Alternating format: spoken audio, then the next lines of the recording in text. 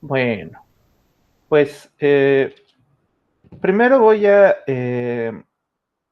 hacer un pequeño repaso de lo que vimos la clase pasada, porque pues es importante que lo recordemos y que sepamos qué vamos a hacer, porque lo vamos a usar, ¿no? Ahora vamos a aplicarlo concretamente. Entonces, primero les estoy mostrando la presentación de la vez pasada, ¿no? Entonces, la vez pasada definimos lo que es los sistemas de conjuntos, ¿no? Eh, que son conjuntos indexados o indicados por eh, sucesiones finitas de elementos de A, ¿no? Eh, y pues, bueno, entonces pueden o no cumplir estas propiedades, ¿no? Ser regular que si un nodo del árbol, bueno, del árbol, pues sí, ¿no? Es un árbol, a la menor que B. Si un nodo del árbol extiende a otro, entonces su conjunto correspondiente está contenido, ¿no? Y puede ser inyectivo si al tomar dos incomparables, entonces su intersección es vacía, ¿no? Y entonces tal vez este dibujo de la derecha es como una muestra de lo que es el sistema de conjuntos, ¿no? Un sistema de conjuntos regular e inyectivo, ¿no? Que es, empiezas con el B vacío y luego lo divides en dos. Bueno, aquí, como puse aquí del lado izquierdo, dice A es el conjunto de dos puntos para estos dibujos, ¿no? Entonces, pues el B vacío contiene el B0 y el B1. El B0 contiene a dos elementos del sistema, que son B00 y el B01, y a su vez cada uno contiene dos elementos, bueno, etcétera, ¿no? Eh, y bueno, así se comportan en general estos sistemas. Eh, bueno, y lo importante de estos sistemas es que nos permitían construir funciones continuas, ¿no? De la A a la omega, o bueno, de algún subconjunto de A a la omega a un espacio topológico, ¿no? Entonces, eso era este teorema, ¿no? Que si tienes un sistema regular de subconjuntos de un espacio métrico y se van haciendo chiquitos, ¿no? Es esta condición que está subrayada en magenta. Entonces, si se van haciendo chiquitos, pues a veces, o sea, tomas una rama, ¿no? X en a la omega, y te fijas en los elementos del sistema que dados por las restricciones de X, ¿no? Y se ven como en este dibujo que son conjuntos que se van haciendo chiquitos, ¿no? Y entonces puede que se intersecten o no se intersecten, ¿no? Eh, y bueno, pero si se intersectan, aquí como puse f de x, va a ser la definición de la función, ¿no? O bueno, está aquí escrito en el inciso A, ¿no? Existe una función continua en un conjunto de, ¿no? Tal que f de x es el unitario de f de x es la intersección de todos los elementos del sistema, ¿no? Dados por las intersecciones de x. La imagen de esta función es esta intersección que llamábamos, bueno, unión-intersección que llamábamos operación de Suslin, ¿no? Y pues dos cosas, ¿no? Si el sistema es inyectivo, la función es inyectiva, si la métrica es completa y cada uno de los conjuntos es cerrado, entonces la función está definida en todo a la omega, ¿no? Cerrado no vacío. Bueno, pues básicamente vamos a usar, entonces ahora el chiste es usar este teorema para construir funciones continuas, ¿no? Entonces ahora me voy a pasar a mi otra, ¿cómo se llama? Ahora sí, para escribir, ¿no? Lo de hoy. Entonces quiero demostrar tres teoremas hoy, a ver si me da tiempo. Pues básicamente van a ser usando estos... sí, recuerden que ya no se los mostré, pero el esquema, estos sistemas de conjuntos, si el A era igual al conjunto de dos puntos, entonces se llaman esquema de Cantor, ¿no? Entonces los esquemas de Cantor nos van a servir para construir funciones del conjunto de Cantor al espacio topológico, ¿no? Entonces vamos a hacer tres tipos de funciones, ¿no? Entonces primero voy a poner definición, ¿no? Entonces nada más para decir un punto aislado, creo que ya lo había hecho, pero bueno, de todas formas lo pongo, un punto aislado en un espacio topológico X, ¿no? Es un punto P en X tal que unitario de P es abierto, ¿no? En X. Y entonces, pues la idea es que es un punto que está solito y alrededor de él no hay nada, ¿no? Bueno. Entonces, pues les adelanto que más tarde, bueno, más adelante, en este tema vamos a ver cómo son los espacios con puntos aislados, pero básicamente, por ahora lo que vamos a estudiar son espacios sin puntos aislados, ¿no? Bueno, y entonces les decía que son 3 teoremas. Bueno, voy a ponerle proposición, ¿no? El primero lo voy a poner con palabras, ¿no? Un espacio topológico, un espacio, ¿cuál espacio topológico? Espacio polaco, sin puntos aislados.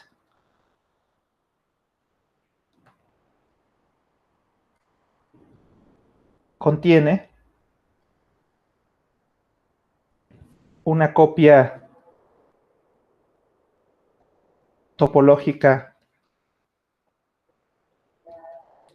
del conjunto de Cantor, ¿no? Y este es uno de los teoremas, bueno, importantes que muestra por qué el conjunto de Cantor es, pues, porque es importante, ¿no? Seguramente, bueno, ya hemos visto varios ejemplos de espacios polacos, ¿no? Por ejemplo, los RNs, los espacios de funciones continuas, el cubo de Hilbert, el R a la N, ¿no? R a los naturales. Y algunos de ustedes han visto otros espacios polacos en sus cursos de análisis, me han contado, ¿no? Bueno, pues el chiste es que ahí, en cualquiera de esos hay un conjunto de Cantor, ¿no? Eso es interesante, ¿no? Bueno, y entonces vamos a, la prueba para hacer esto, para encontrar la copia topológica. Bueno, copia topológica significa que haya un encaje del conjunto de Cantor en el espacio polaco, ¿no? Entonces lo que vamos a construir es un encaje lo que se tendría que construir es un encaje del conjunto de Cantor al espacio. Pero lo que vamos a hacer es construir un esquema de Cantor, ¿no? Y pues por el teorema que les acaba de mostrar, ¿no? El de la clase pasada, tendríamos una función, ¿no? Continua. Entonces, voy a decir así nomás, sea X del espacio y de una métrica completa.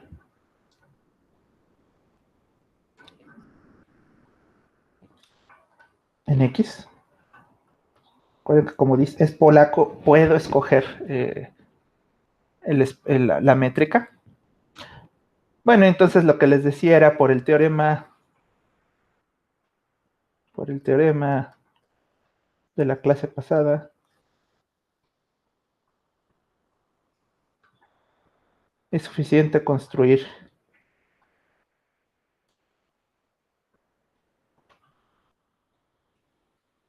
un esquema de Cantor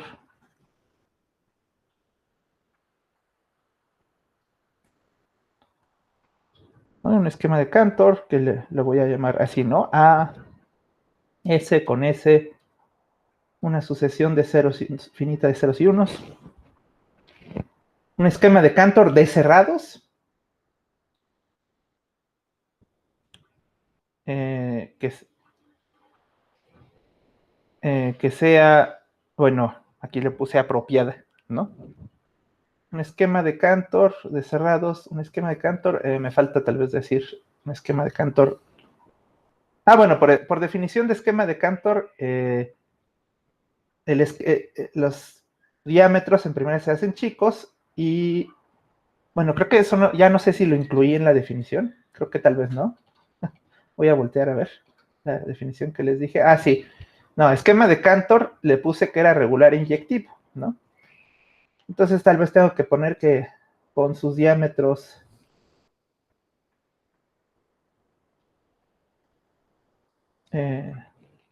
tendiendo a cero, ¿no?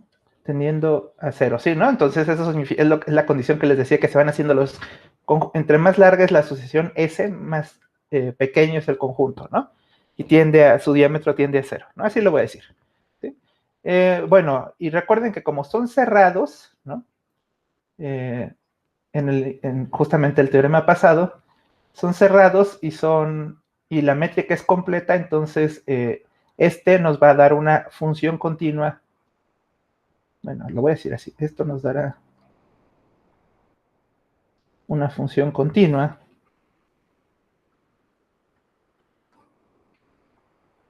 que le voy a llamar nada más E porque es de encaje, ¿no?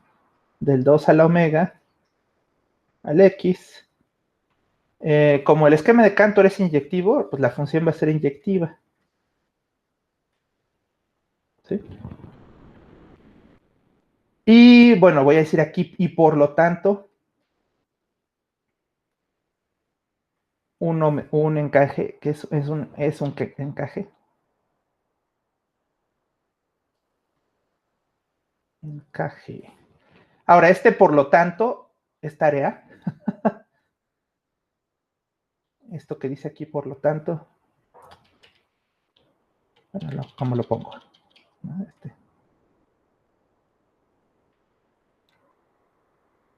¿Por qué? Pues bueno, porque el teorema que di, lo único que asegura es que hay una función continua e inyectiva, ¿no? Eh, para ver qué es un encaje tendrías que probar algo más, pero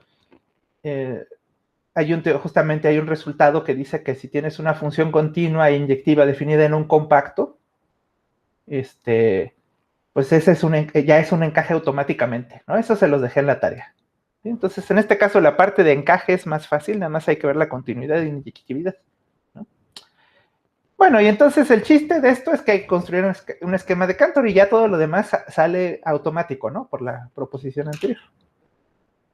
Bueno, y entonces, pues tengo que dar la definición de los AS, y entonces también voy a construir puntos. Entonces, empezamos la construcción, ¿no? Pues digamos, tenemos que construir un esquema de Cantor, entonces esto es por inducción, ¿no? Como en el ejemplo que di antes, ¿no? Que tienes que dar primero, por ejemplo, el A vacío, ¿no? Y luego tienes que dar, para dado a un AS, cómo se construyen los sucesores de ese, ¿no? Para los sucesores de ese. Hago un ejemplo, bueno, voy a poner primero la definición de la base de inducción, ¿no? O la base de recursión, ¿no? Entonces, sea, toman P, subíndice vacío, un punto arbitrario,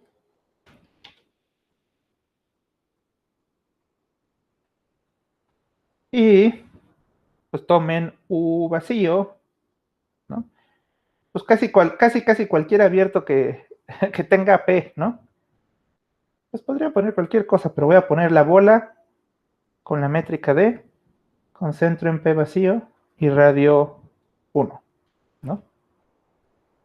Ahora, este U vacío, pues es un abierto, nosotros queremos cerrados, entonces A vacío va a ser la cerradura de U vacío, que bueno, si se fijan, el diámetro de U vacío es 2, ¿no? Y entonces A vacío tiene diámetro 2 porque es la cerradura también, ¿no? Bueno, y ahora esa es como la base de inducción. Y entonces, ahora supongamos, bueno, voy a hacer un paso más, ¿verdad? Como voy a hacer un paso más para que se vea más claro. Como B vacío no es punto aislado.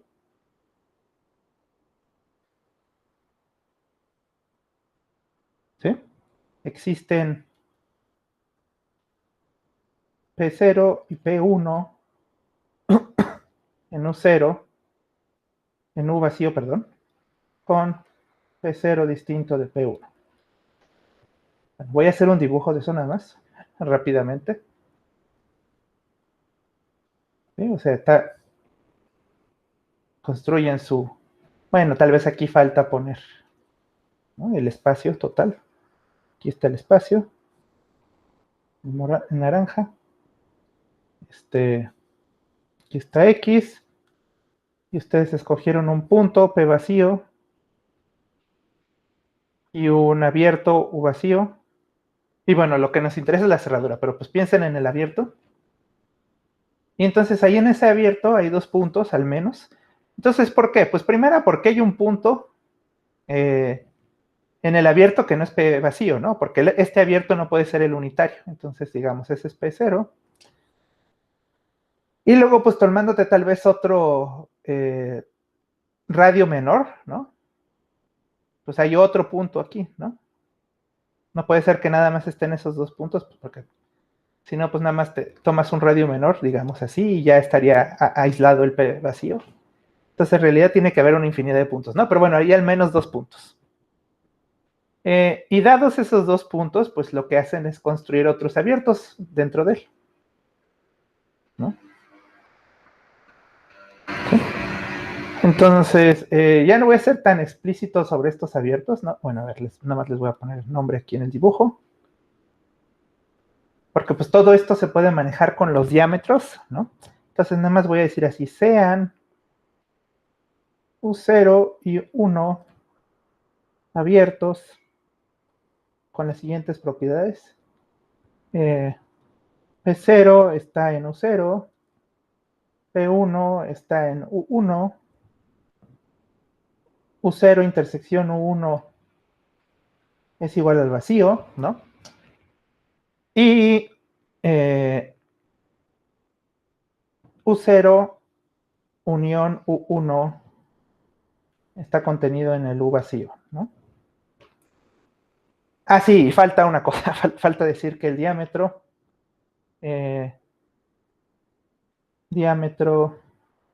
de U0 es menor que un medio y el diámetro de U1 es menor que un medio, ¿no? Ajá. Bueno, ¿y cómo pueden hacer esto? Pues, por ejemplo, pues pueden tomar bolas, ¿no? Si quieren. Entonces, por ejemplo, que este U0 y U1 no se intersecten, pues tal vez simplemente, ahora que lo pienso, necesitan un poco más que esto. Necesitan que las cerraduras no se intersecten, ¿no? ¿Sí? Porque los que necesitamos que no se intersecten son los cerrados, ¿no? Entonces, pues aquí tal vez tomando U0, digamos, miden la distancia entre P0 y P1 y toman una tercera parte, pues entonces las bolas con una tercera parte de la distancia cumplen esto, ¿no? Ahora, para ver la segunda condición, por ejemplo, esta de aquí, pues lo que tienen que hacer es, pues medir cuánto, o sea, existe por ahí algún radio que se queda contenido dentro del U vacío, ¿no? Para cada uno. Entonces, también tiene que ser más chiquito, ¿no? que ese número. Y luego también tiene que ser más chico de tal forma que los diámetros sean pequeños, ¿no? Bueno, entonces esos detallitos se los dejo a ustedes. Bueno, ¿y eso qué? Ah, sí, y definimos el A0 igual al U0 cerradura y el A1 es igual al U1 cerradura, ¿no? Bueno, y entonces ahora ya con esto vamos construyendo el esquema, ¿no?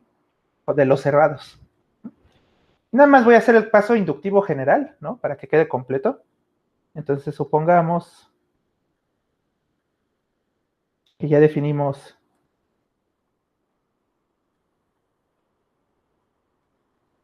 y me está causando un poco de molestia esto de aquí arriba, lo voy a cambiar.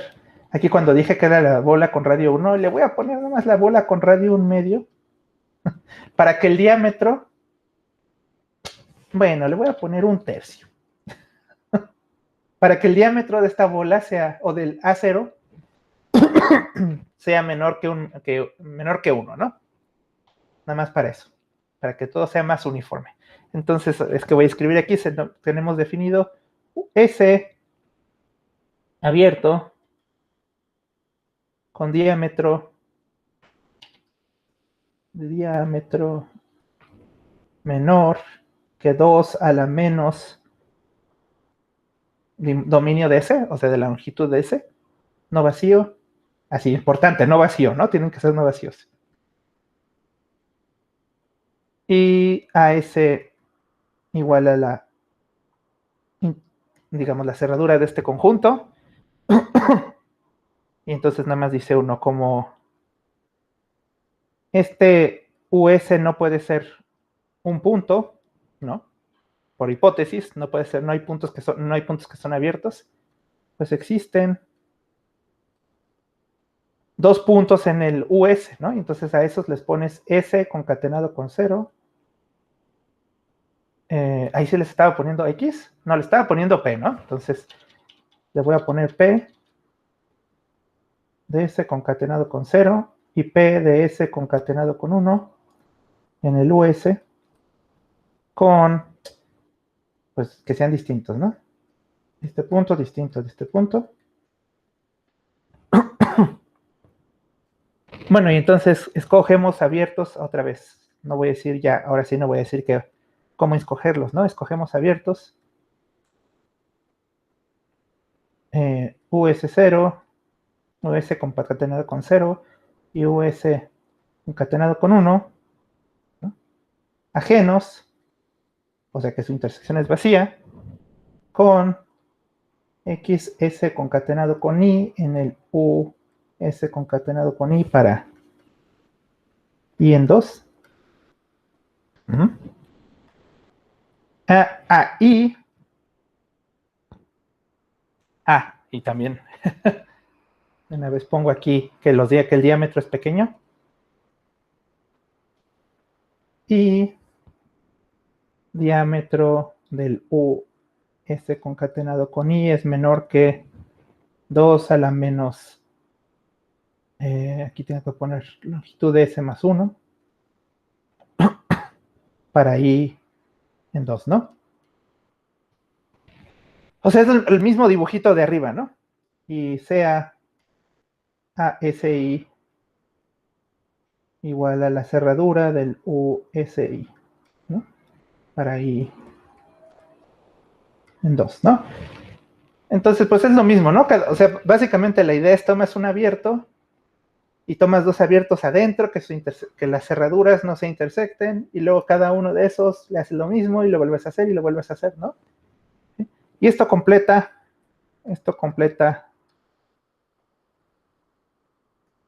la construcción, ¿no? Del esquema de Cantor. Y pues en realidad ya no tenemos que decir nada más, ¿no? Si quieren nada más hago un dibujo de esto que dije para que quede más claro. O sea, empiezan aquí con el espacio. ¿No? Lo que están haciendo es escoger primero un abierto aquí y otro abierto por acá. No es cierto. En el primer paso nada más escogieron un abierto, ¿no?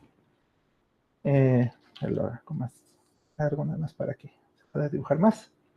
Luego en el siguiente paso encuentran dos abiertos, que su intersección, las cerraduras no se intersecten. Luego dentro de cada uno encuentran esto. Y así se sigue, ¿no? O sea, el chiste es que en cada uno van haciendo eso.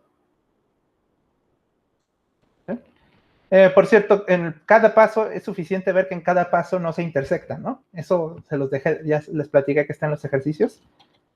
Pero cualquiera dos que se ven ajenos en el dibujo, digamos, no se intersectan. Entonces, bueno, la cerradura sería A vacío, A0, A1, A00, A01, A10, A11.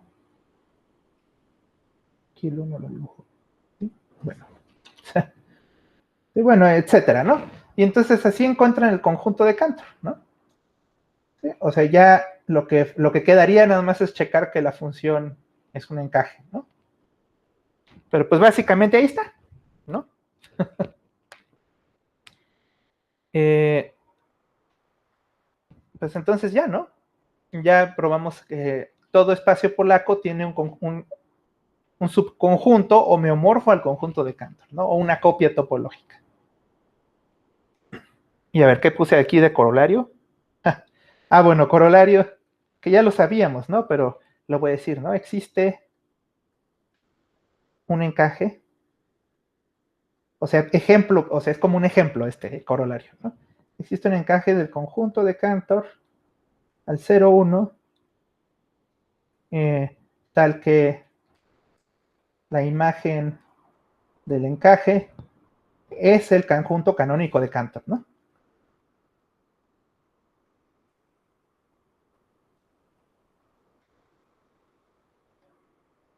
Bueno, ¿esto por qué se da? Pues porque ya bueno, de hecho esto se los di en la clase pasada y se los di al principio cuando definimos el conjunto de Cantor, ¿no? El conjunto de Cantor canónico. El conjunto de Cantor canónico pues está definido de esta manera, ¿no? Bueno. Entonces ahora sí ya sabemos que el conjunto de Cantor y el conjunto de Cantor canónico son homeomorfos, ¿no? Entonces, pues les aclaro, por ejemplo, que a veces es útil tener el conjunto de Cantor en el intervalo, pero a veces es útil pensarlo de esta forma abstracta, ¿no? Que está solito, ¿no? El 2 a la omega no es subespacio de nada en realidad, ¿no? Y el conjunto de Cantor canónico, pues como que sí tienen que pensar que es un subespacio de la recta real, ¿no? Bueno, entonces, siguiente corolario que dice aquí. Sí, no, esto ya es el siguiente. La siguiente aplicación, ¿no? La segunda que les platicaba, ¿no? Existe una función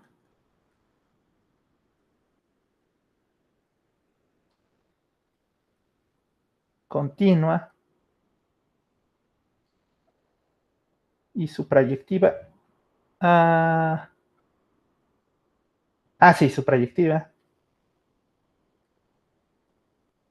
Sí, ya sé de qué estoy hablando. Del 2 a la omega al 0, 1, ¿no? De hecho, este resultado es más fuerte, ¿no? De lo o sea, lo que voy a hacer es construir esta función continua, bueno, el esquema necesario, que vamos a necesitar para esto. Y luego voy a decirles por qué aquí en el 0, 1, o sea, se ve demasiado particular, ¿no? Que el 0, 1 sea función continua y subjetiva del conjunto de Cantor. O sea, es bastante fuerte este teorema, ¿no? Si lo ves por primera vez, pero a lo mejor dices, bueno, pero no se podrá mejorar este 0, 1, ¿no? Y al ratito les platico, ¿no? Después de que pruebe esta proposición, les platico por qué aquí pueden reemplazar por otras cosas. Pero bueno, vamos a empezar con esta, ¿no? Bueno, una cosa que hay que decir es que aquí vamos a tener que construir algo parecido a un esquema de Cantor, pero no es un esquema de Cantor, ¿no? Porque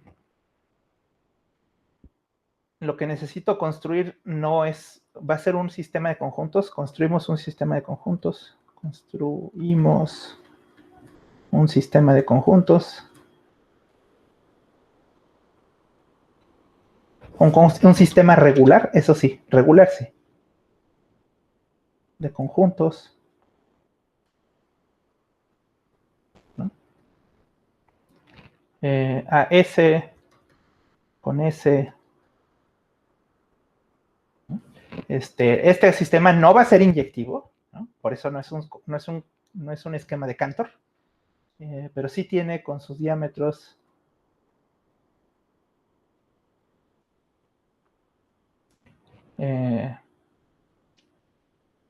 tendiendo a cero, ¿no?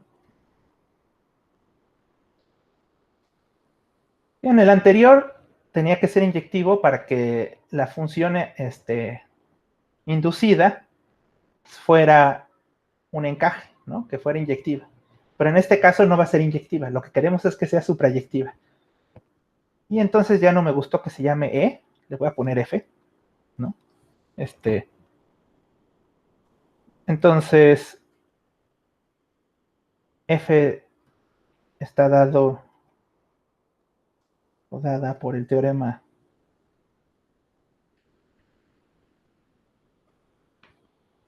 de la clase pasada.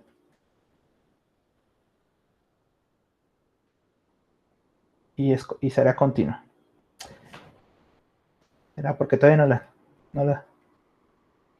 Creo que me regañaba mi asesor de tesis de licenciatura escribir en futuro, pero se supone que tienes que escribirlo en presente, pero como todavía no lo construimos, como que sí siento que debería ser. en futuro. Pues ni modo. Bueno, y entonces, ¿cómo se hace esto?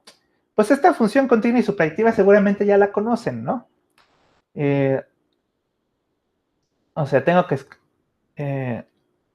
voy a hacer el dibujito, entonces voy a esconder esto para poder hacerlo mejor. Entonces voy a dibujar el intervalo 0, 1, como la otra vez, ¿no? Lo voy a dibujar pues 3 veces porque ya no me va a caber mucho más, ¿no? Entonces esas 3 son el intervalo 0, 1. Más que lo estoy dibujando 3 veces. ¿Sí? Y entonces el A vacío, el a ver cómo lo pongo, A vacío, ¿sí, no? Simplemente va a ser el intervalo completo, ¿no? Bueno, y luego lo que van a hacer, entonces aquí como que piensa uno, bueno, aquí tomé, pues no sé si ponerlo así, pero porque se va a encimar, ¿no? Pero es como decir, bueno, aquí está el intervalo completo y este es el A vacío. Lo pongo más centrado. ¿Sí? Y entonces ahora en el siguiente paso, quiero poner los sucesores del vacío, ¿no? Que es la sucesión 0 y la sucesión 1. ¿No? Entonces lo que voy a hacer es dividir el intervalo en 2. Entonces la parte izquierda va a ser el A0, entonces la parte izquierda es el 0, 1 medio. Y la parte derecha es el 1 medio 1. ¿Sí? Entonces, pues aquí, pues estamos haciendo eso, ¿no? A ver, lo voy a poner con 2 colores distintos. Aunque no sé ni cuáles colores, a ver. Ahí. ¿No? Aquí a la mitad, ¿no? Y de acá, imagínense que esa es la mitad. Ese es el otro, ¿no? Entonces este es el A1 y el otro es el A0, ¿no? Y estos, pues justamente este esquema no va a ser inyectivo porque estos dos puntos se intersectan aquí, estos dos intervalos se intersectan aquí en el 1 medio, ¿no? Pero bueno, no importa, está bien. Ahora lo que van a hacer es, en el siguiente, es dividir otra vez, ¿no? Entre 2. Entonces, por ejemplo, aquí van a tener el 1 cuarto, luego el 1 medio, y luego el 3 cuartos. Y ya no sé cómo ponerlo, con qué colores ponerlo. Pues no sé. ¿Sí? Va a ser un intervalo y este intervalo va a ser el A00. 0. Luego el siguiente, que pongo tal vez de rojo. Este es el A01, ¿no? Que intersecta el A00, ¿no? En este caso sí lo intersecta. A01. Luego el siguiente, pues los verdes los voy a poner. El siguiente es el A10. Y el que falta es el A11, ¿no? A11. Y entonces, pues bueno, sí los puede escribir uno, ¿no? Simplemente el A00, pues es el 0, 1 cuarto, el A01 es el 1 cuarto, 1 medio, y así sucesivamente, ¿no? A10 es, bueno, ya los voy a escribir, 1 medio, 3 cuartos, y el A11 es el 3 cuartos, 1, ¿no? Entonces, básicamente, creo que se puede escribir, ¿no? Ay, ajá, aquí lo escribí. De una vez, aprovechando esto, voy a definirles, o sea, una forma de definirlo sería decir si A, que ya lo había usado, ¿no? Si A S es igual al intervalo AB, entonces AS0, pues lo que toman es el intervalo A, A más B entre 2. y el AS1, o sea, toman el punto medio básicamente, ¿no? A más B entre 2, B. ¿No? Entonces, esta sería una forma de definirla recursivamente, ¿no? Pero también quiero aprovechar para, como pretexto, pues sí, ¿no? Aunque ya nos acabemos la clase, nada más definir, este es un buen pretexto para definir el orden lexicográfico, ¿no? Entonces voy a hacer un pequeño paréntesis aquí. Entonces está tal vez un poquito fuera del lugar, pero fíjense, sí nos sirve para enunciar. Lo que quiero hacer es enunciar cuáles son los AS, ¿no? De todas formas, ¿cómo se llama? Absolutamente sin tener que decir, ay, si los extremos son A y B, entonces, no, sino más bien voy a decir cuáles son los extremos, ¿no? Y entonces, fíjense, bueno, primero voy a definir, ¿no? Sea en omega y XY en omega a la n, ¿no? Son sucesiones finitas de tamaño n, ¿no? Decimos que X está lexicográficamente anterior que Y, ¿no? Si existe una M menor que N, ¿no?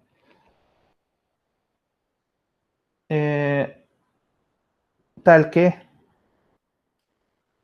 para todo I menor que M, el XI es igual al YI, ¿no? Y el XM es menor, el XM es menor que el YM, ¿no? Este se llama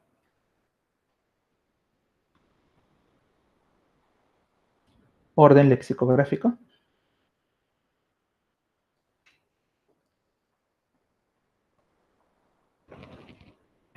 Lexicográfico porque es como del diccionario, ¿no?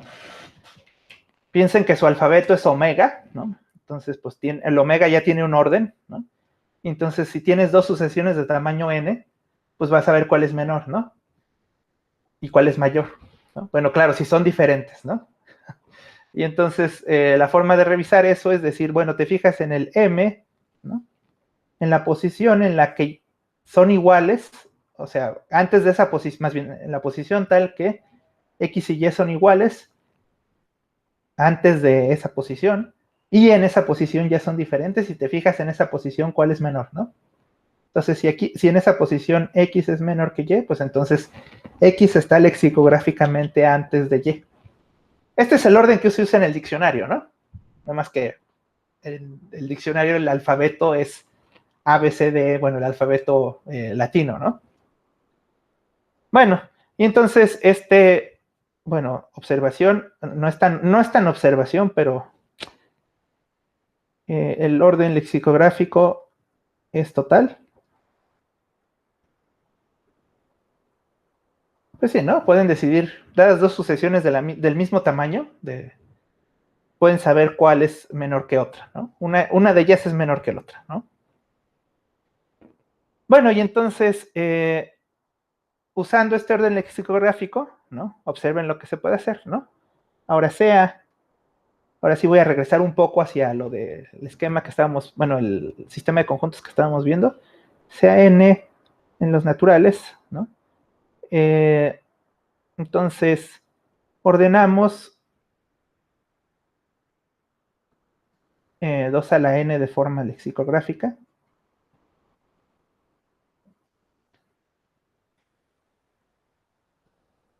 Bueno, el orden lexicográfico lo definí para omega a la n, pero pues ahorita estábamos en 2 a la n, ¿no? Entonces ordenen 2 a la n de forma lexicográfica. ¿Eso qué significa? Es decir, pues digan 2 a la n. El 2 a la n es, digamos, ¿no? Una sucesión, ¿no? bueno, más bien, un conjunto de sucesiones finitas de tamaño n, sucesiones de ceros y unos de tamaño n. Por cierto, ¿cuántas hay? Pues hay 2 a la n, ¿verdad? Pues sí, ¿no? Justamente por eso está el 2 a la n como conjunto de sucesiones, tiene tamaño 2 a la n, donde ese otro 2 a la n es, ¿sí? Este 2 a la n es, digamos, como que el cardinal, o sea, el número natural, ¿no? Y el otro 2 a la n es el conjunto de sucesiones, ¿no? Bueno, entonces, 2 a la n se puede escribir así, tal que, o de tal manera,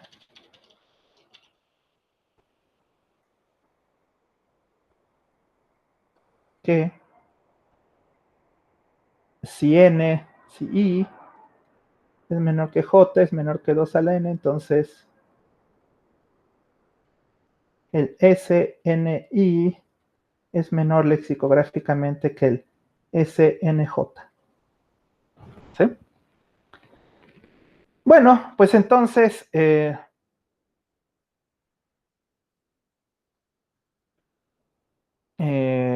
yo lo que digo es que, ahora sí, acuérdense que estábamos definiendo el de arriba, ¿no? Recordemos que estaba definiendo estos conjuntos AS, ¿no? Que son intervalos, y ahora les voy a decir cuál es el S de NI, es exactamente este intervalo, el I sobre 2 a la N, I más 1 sobre 2 a la N, ¿no? Entonces, el punto de todo esto es que que puedes definir de manera explícita esos intervalos, ¿no? Bueno, esa era un poco me salí de camino, ¿no? Para decir esto, ¿no? Pero pues creo que en este momento es un buen punto para era un buen punto para decirlo, ¿no? Sí se pueden calcular, lo que quiero decir es que sí se pueden calcular estos extremos, ¿no? Aquí nada más lo dije así como que, bueno, pues hay unos extremos, lo divides entre dos, no me importa cómo se llaman, pero el punto de esta cajita amarilla es como decir, pues sí puedes calcular los extremos, ¿no? Bueno, aunque no sé si importe mucho, ¿no? Bueno, bueno, no importa mucho para el teorema, pero es interesante saber que se puede hacer esto, ¿no? Entonces, ahora, regresando al teorema, ¿qué estamos diciendo? ¿Qué estoy diciendo yo? Está diciendo que construye estos, ¿no? Y ya así como está definido, pues ya es un sistema regular de conjuntos, ¿no? Que sus diámetros tienden a cero. Y la F está dada por el teorema de la clase pasada, ¿no? Y será continua. Ahora, pues nada más faltaría ver, pues que la imagen, ahí, damos esto, por demostrar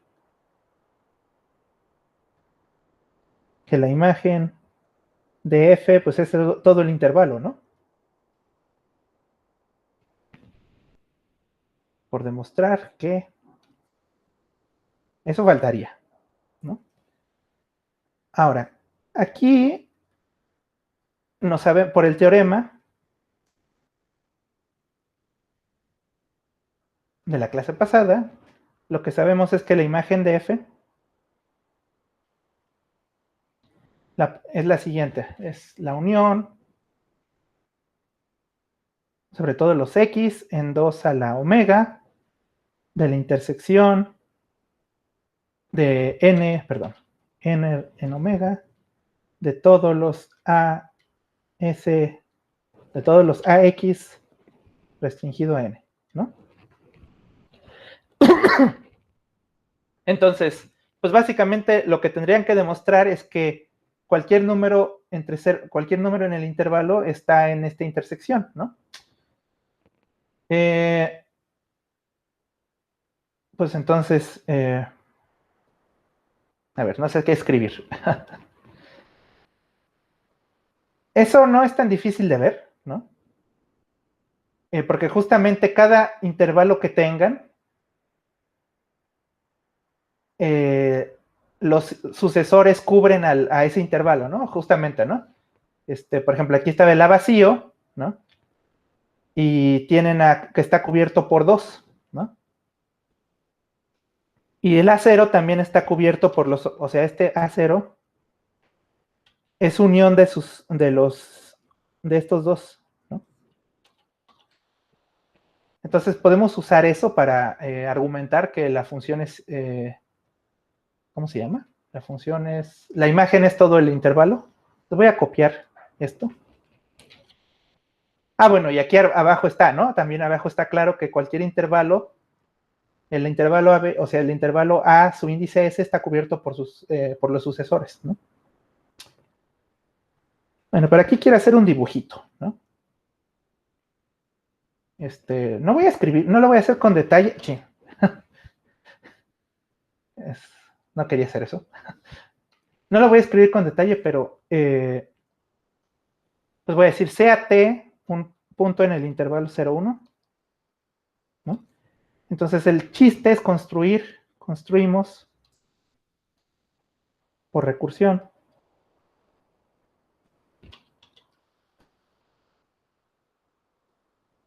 X en el 2 a la omega, tal que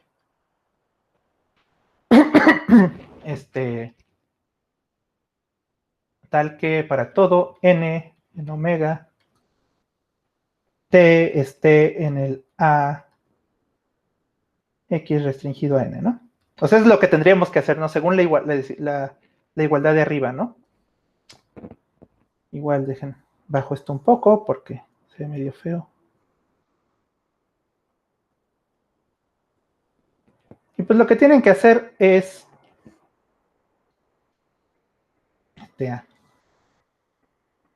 ahí está. Lo que se tiene que hacer básicamente es no hacerlo por recursión, como les decía aquí. Entonces, pues en primera se fijan, no sé. Lo malo es que aquí, bueno, creo que me falta ¿no? Imagínense que T esté aquí, este color azul, no lo había usado. T. No, ¿verdad? Está feo que se llame T eso, porque T como que siempre son los... Entonces le voy a poner otro nombre. ¿Qué nombre le pondré? A, B, C, D, E, F, G. No sé, Y le voy a poner, ¿no? Entonces Y es ese puntito azul. Y entonces lo que tienes que hacer es que lo que tienen que hacer para probar esto es o encontrar, ¿no? En cuál de los intervalos está Y, ¿no? Entonces, por ejemplo, bueno, aquí en el paso cero, pues está en el A vacío, bueno, eso es natural, ¿no? Pero, pues ya está en el A vacío, ¿no? Pero entonces, como está en el A vacío, pues entonces está en el A0 o está en el A1, ¿no? Porque entre A0 y A1 cubren al A vacío. Entonces, pues en este caso está en el A0, ¿no? Y luego, como está en el A0, pues el A0 está cubierto por estos dos de abajo, ¿no? Entonces te fijas en cuál está. Y podría estar en los dos, ¿no? Porque si ya fuera igual a un cuarto, por ejemplo, podría estar en los dos. Pero bueno, escoges tú uno, ¿no? Y ahí va a estar lleno. Y así te sigues, ¿no? Y así te sigues escogiendo, ¿no? ¿Sí? Entonces, pues por inducción, entonces, o como lo pongo aquí, si Y está en AS, como AS, si X está en A, X restringido a N, como A, X restringido a N, pues es la unión de dos, es AX restringido a N concatenado con 0, unión A de X restringido a N concatenado con 1, ¿no? Existe I, digamos, en el 2 con y igual a, perdón, y en el a x concatenado con n, perdón, x restringido a n concatenado con y entonces definimos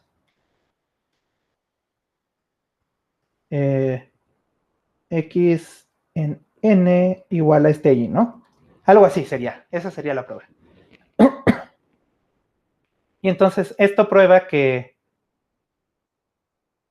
¿no? Esto prueba que, por lo tanto, y está en la imagen de f, ¿no?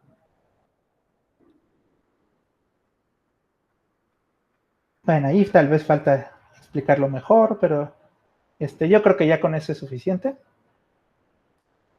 ¿Sí? Bueno. Pues les dejo, o sea, revisen si todavía este argumento no les queda claro, pues revísenlo, ¿no? Entonces, bueno, tal vez algo que todavía hay cosas que decir, ¿no? Entonces ya construí la función, ya con esto, ya la función es una función suprayectiva del conjunto de Cantor en el 0, 1, ¿no? Entonces, tarea, que está escrito en su tarea, ¿no? Un ejercicio, y le voy a decir de forma chistosa esta tarea, esta función casi es biyectiva. ¿En qué sentido casi es biyectiva? Pues, ¿cómo era? F, sí, a ver, ¿cómo era? Existe un conjunto, lo voy a decir así, existe un conjunto, ¿no? En el 0, 1, que es numerable, y de hecho le voy a poner idenso porque está en todos lados, ¿no? O sea, en todos lados hay, en cualquier punto, en cualquier lugar que se fijen del intervalo 0, 1 hay un elemento de D, ¿no? Tal que, y entonces tal que, si X, bueno, le voy a poner si Y, ¿no? Si Y está en el 0, 1 y no es elemento de D, entonces la preimagen de Y solamente es un punto, tiene cardinalidad 1. Y si Y está en D, entonces la preimagen de Y tiene cardinalidad exactamente 2. ¿Sí? Esto es lo que es la tarea. Claro, tienen que decirme cuál es D, ¿no? Aparte lo que tienen que hacer es probar esto y probar cuál es D, ¿no? Pero pues, por ejemplo, ya se ve en el dibujo. Bueno, aquí está el dibujo, ¿no? ¿Cuál va a ser D, ¿no? D van a ser estos puntos, ¿no? A ver, ¿con qué color? Ay, necesito otro color. Tengo muy poquitos colores. Ahí sí. Bueno, con azul, ¿no? Por ejemplo, un medio va a ser uno de esos puntos. Con dos preimágenes, ¿no? Los de la D. Este punto, ¿no? Que son como los puntos, que son justamente los puntos en donde parten, ¿no? Que están, que justamente ahí es donde se rompe la inyectividad, ¿no? Porque son dos intervalitos que se intersectan. Entonces ahí, esos puntos son los puntos de D, ¿no? Entonces ahí tienen que escribirlo correctamente. Y por eso puse casi biyectiva, ¿no? Porque en realidad, pues, en un conjunto numerable, fuera de un conjunto numerable, pues sí es prácticamente biyectiva la función, ¿no? Bueno. Y finalmente, ya se acabó el tiempo, pero déjenlo digo, corolario, existe, es lo que les decía, ¿no? Existe una función continua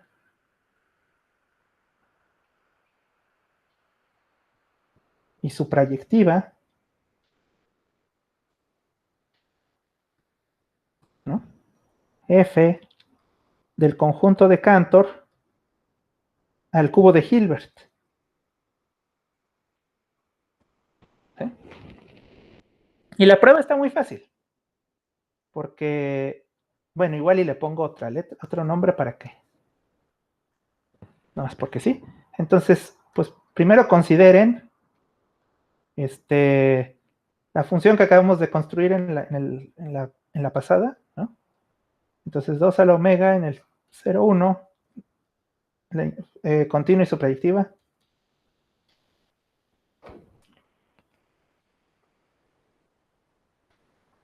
De la proposición 2.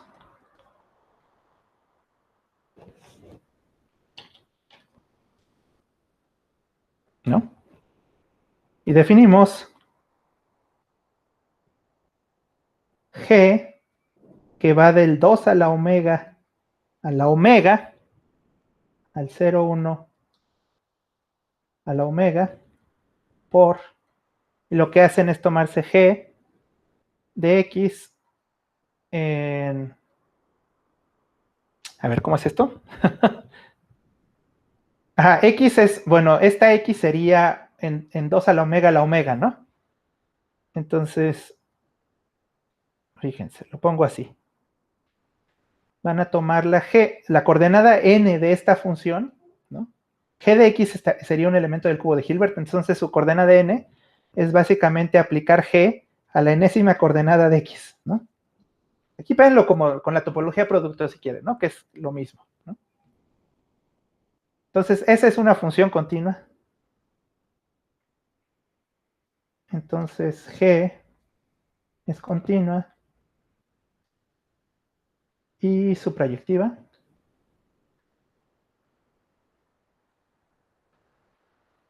Y además, bueno, podrían decirme, pero eso no es, este 2 a la omega no es el conjunto de Cantor. Pues más o menos sí es, ¿no? Por ya no me acuerdo cómo se llama esta ley exponencial.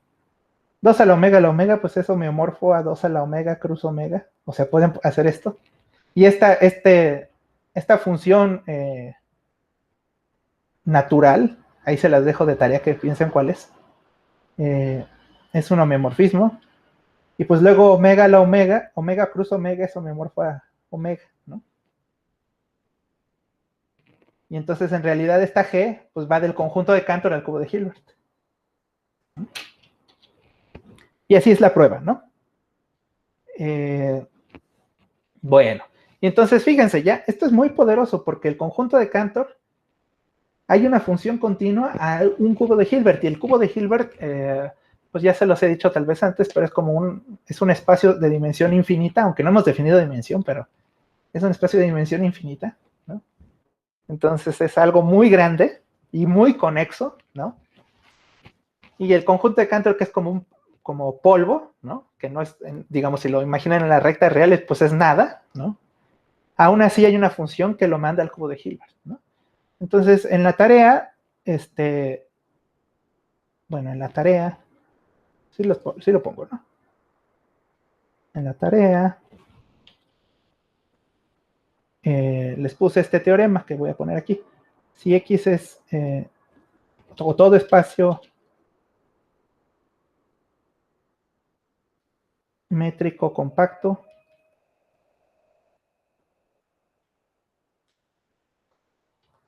es imagen continua del conjunto de Cantor.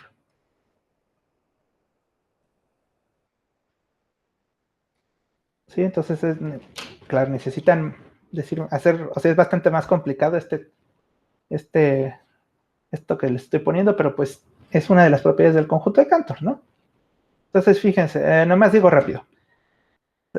Las dos propiedades que hemos visto hasta ahora es que todo espacio polaco contiene una copia del conjunto de Cantor y por esta tarea básicamente todo espacio métrico compacto es imagen contiene el conjunto de Cantor, ¿no? Entonces les decía, falta todavía una propiedad más, ¿no? Pero bueno, la vemos, pues está bien justo para ver la próxima clase. Entonces por ahora ya doy por terminado esta clase. Pues ya voy a dejar de grabar.